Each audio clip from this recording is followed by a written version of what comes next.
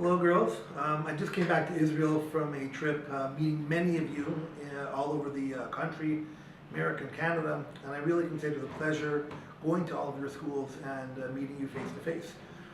Just a quick idea in Chanukah, coming from Eretz Israel, coming from Israel, that there's a famous question that one of the commentaries asks on the story itself.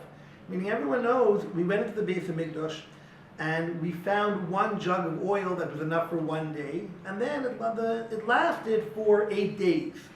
So the truth of the matter is, if you do the calculation, the miracle was really only for 7 days, because there was one jug of oil that was enough for 1 day. So that wasn't really a miracle, but the next 7 days were the miracle. So the question many of the commentaries ask is, why then is Chanukah a miracle, a holiday for 8 days and not for 7 days?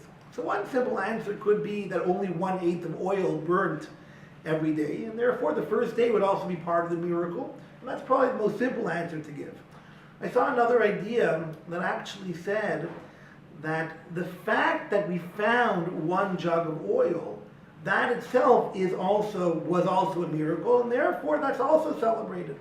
One other answer I saw was that we have to recognize that when it comes to miracles and when it comes to nature, really everything is from the will of God. The fact that oil burns, even though we're so used to that fact that oil does burn, we can never forget that all of nature is also one big miracle as well, and that everything comes from Hashem. And that's probably one of the greatest lessons that we have of Chanukah, is that everything in our lives is coming from Hashem. Everyone should have a wonderful, wonderful Chanukah, and hoping to see you next year here in Israel.